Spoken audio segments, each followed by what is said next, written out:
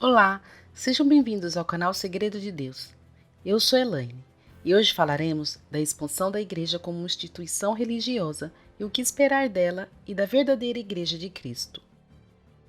Com a expansão da Igreja pelo mundo afora, novas demandas foram surgindo. Problemas e divergências culturais e doutrinárias foram se somando, gerando conflitos e guerras. Com isso, debates de cunho político e religioso foram surgindo a fim de apaziguar os ânimos e promover a paz mundial. O assunto ecumenismo, ou diálogo interreligioso, está em alta nos últimos tempos. A palavra ecumenismo vem lá do mundo grego e passava uma ideia de povo civilizado e de cultura aberta, tanto na perspectiva geográfica como na de civilização. Depois, o Império Romano adotou o termo com uma conotação mais política e mais tarde, com a Igreja Romana, a palavra ganha um sentido mais religioso. E nesse sentido, a palavra ecumênico refere-se tanto à reunião de pessoas de lugares distintos quanto à doutrina e costumes aceitos como norma e prática para toda a Igreja Católica. O ecumenismo moderno ganhou um novo sentido com a expansão da Igreja e a obra missionária, devido à necessidade de haver uma cooperação mútua entre cristãos, a fim de melhorar o relacionamento entre as igrejas, superar as divergências teológicas e compartilhar recursos em áreas de muito difícil acesso, para poderem levar a palavra de Deus a mais pessoas, distribuindo Bíblias e prestando serviços à comunidade, como educação e saúde. A teologia de John Wesley ajudou a uniformizar a mensagem e cooperou para o grande avanço da obra missionária e inspirando grandes homens.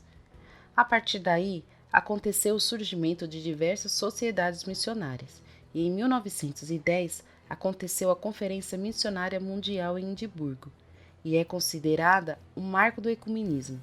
E esta conferência resultou em 2 congressos posteriores, em Estocolmo em 1925 e em Oxford em 1939, e diversas iniciativas ecumênicas começaram a surgir, como a criação do Conselho Internacional de Missões, em 1921, o Conselho Universal da Vida e do Trabalho, Estocolmo, 1925, e o Conselho Mundial Fé e Ordem, Lausanne, 1927.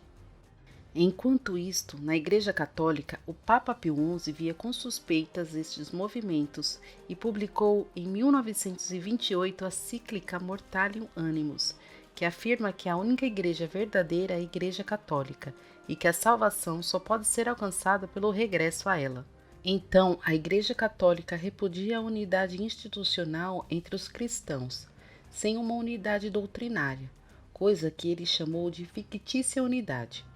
Mas no ano de 1960, a Igreja Católica passa a fazer parte do movimento ecumênico e elabora um decreto onde define o movimento ecumênico como uma graça do Espírito Santo. Considera que o caráter ecumênico é essencialmente espiritual e estabelece que o olhar da Igreja Católica é dirigido às igrejas separadas do catolicismo, as igrejas ortodoxas e as igrejas protestantes. O Papa João Paulo II reafirmou o ecumenismo como essencial para a fé cristã. Algumas igrejas cristãs ainda participam do movimento ecumênico. Outras não aceitaram essa junção do barro com o ferro, entendendo que o ecumenismo leva ao cumprimento das profecias bíblicas e que tudo isso leva ao falso profeta e que ele levará a humanidade a aceitar o anticristo que está por vir.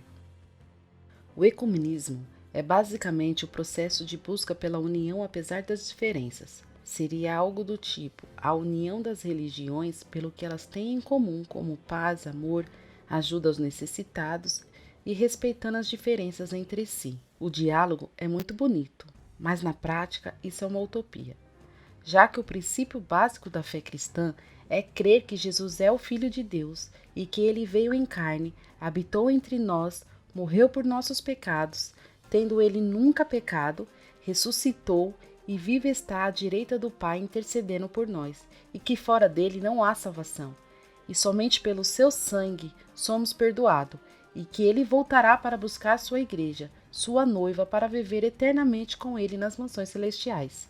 Essa é a primícia básica da fé. Se alguém está fora disso, não vem de Deus, é apenas filosofia dos homens. Não dá para negociar com o pecado, porque aquele que ama a Deus faz a vontade dele, mas se ama o mundo e seus pecados, não pode estar no Senhor.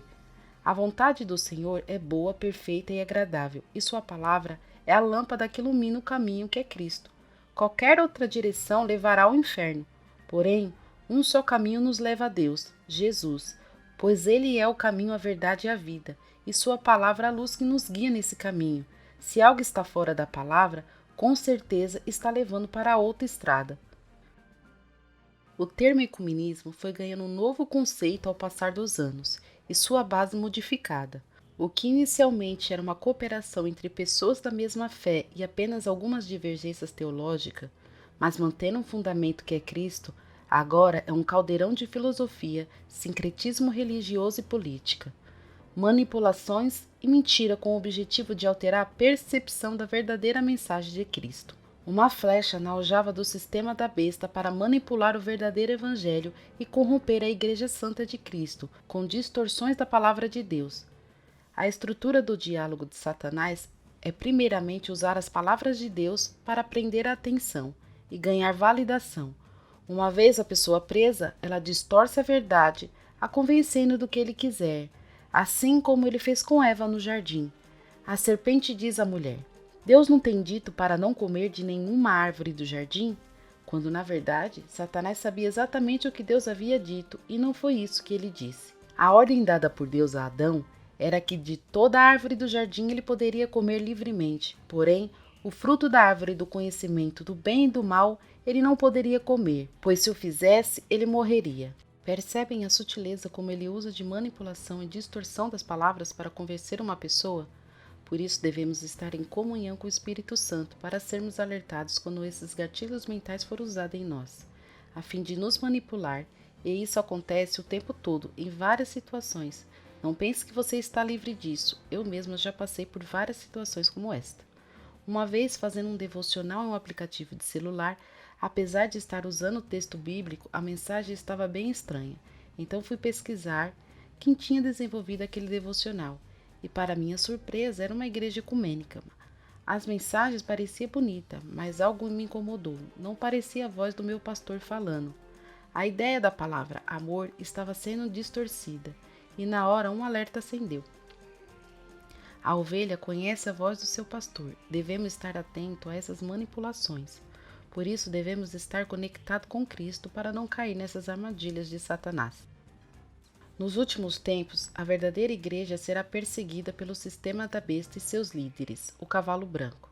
Nesse tempo, uns trairão aos outros, sendo traídos pelas pessoas de sua própria casa, igreja ou comunidade. Serão entregues às autoridades por crerem no Deus vivo e serão torturados a fim de negarem sua fé. Mas a verdadeira igreja permanecerá de pé sem negar o nome de Cristo. Porém, aquele que negar a Jesus na presença dos homens, Jesus o negará na presença do Pai. Nesse tempo de grandes trevas, quem estiver com suas lamparinas acesas brilharão e resplandecerão, pois não tem como esconder uma lâmpada acesa num quarto escuro. Assim como em uma estrada escura durante a noite não se pode ver nada ao seu redor sem uma luz. Porém, de longe dá para se avistar uma cidade com suas luzes acesas. Assim é o cristão que brilhará em meio às trevas, pois resplandecerão a luz que vem de Deus. A luz traz à tona tudo que a escuridão tenta esconder. Aquele que peca e não quer que a verdade seja revelada, fica no escuro, para que sua nudez não seja vista. Porém, tudo que estiver encoberto será trazido à luz aos olhos de todos.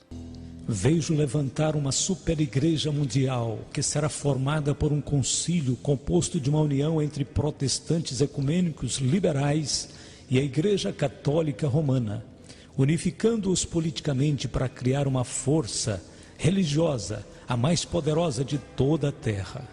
Esta superigreja utilizará o nome de Jesus Cristo livremente, porém na realidade será anticristã e política em muitas das suas atividades. Terá ministérios sociais e filantrópicos. Seus líderes falarão que estão suprindo as necessidades da humanidade. Mas, de repente, haverá uma cadeia de acontecimentos misteriosos. Precisamente no tempo quando se começa a acreditar que o movimento ecumênico chegou ao fim, aparecerá esta cadeia de acontecimentos como um meio para esta união. Roma insistirá em receber privilégios da parte dos líderes protestantes ecumênicos. O Papa se considerará como um líder político em vez de um líder espiritual nesta união de igrejas.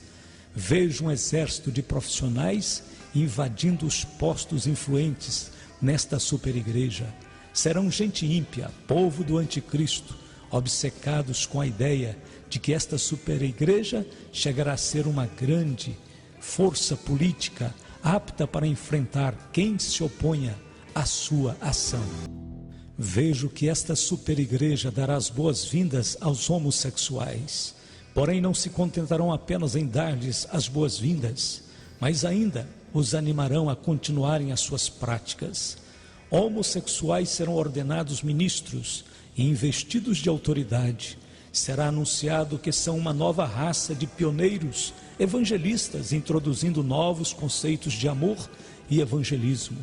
A literatura da igreja, da escola dominical distribuída a seus filhos, conterá ensinamentos que indiquem a homossexualidade como algo normal e aceitável, como prática na vida cristã. Em alguma dessas igrejas haverá algumas pessoas que dançarão despidas. Os homens se tornarão adoradores da criatura em vez de adoradores do Criador. Deus entregará estes adoradores ao seu próprio pecado. Como resultado, terão mentes condenadas, provocando uma nova espécie de enfermidade mental que não responderá a nenhum tipo de tratamento. Outra coisa será a prática do ocultismo dentro da igreja. Creio que esta superigreja mundial aceitará certo tipo de práticas ocultas. Em algumas das igrejas mais conhecidas da América, reuniões do tipo espiritista tomarão o lugar das reuniões de oração. Em alguns lugares, isso já está acontecendo. Muitos ministros ficarão impressionados com as pretensões sobrenaturais dos grupos espiritistas e satânicos. Vejo aproximar-se o dia em que muitos ministros que nunca estiveram perto de Jesus estarão então muitos junto do diabo. E Satanás se apresentará como anjo de luz para enganar, se possível, até os escolhidos. Outra coisa que o Senhor me mostrou é que vai haver uma tríplice aliança de 3 grandes religiões, que eu não vou dar o nome para evitar problemas. São 3 poderosas religiões. Ele me disse, capital A, capital B, capital C. Quando essas 3 denominações religiosas fizeram a tríplice aliança, no outro dia, palavra dele, né? Eu tiro a minha noiva. Aleluia. Glória a Deus. Sendo uma coisa, tem que ter cuidado para não dar o nome das cidades. 2 cidades já estão de namoro, acertando. Só falta outra. Quando houver uma certa paz que estão tentando fazer, ela vai sair. É aquela paz que o apóstolo Paulo fala, quando disserem que há paz e segurança. Você sabe muito bem a Bíblia, né? Então, o Senhor tira a sua igreja. Logo vejo que se levanta outra superigreja, uma igreja invisível e sobrenatural, a união dos verdadeiros seguidores de Jesus Cristo que prosseguem com a vida espiritual, unidos por meio do Espírito Santo e sua confiança mútua em Jesus Cristo e sua palavra. Esta igreja sobrenatural dos verdadeiros crentes será um tipo da igreja que viverá clandestina, será composta de cristãos de todas as denominações, jovens e velhos, brancos e negros de todas as nações. E enquanto a superigreja falsa aumenta em potência política, o corpo invisível de Cristo crescerá em poder de uma forma tremenda, será um poder espiritual. Esse poder virá como resultado da perseguição. A perseguição que está por vir à terra provavelmente trará a maior união entre Jesus Cristo e seu povo. Eu vou ficando por aqui. Obrigado por ter me acompanhado. Até o próximo vídeo.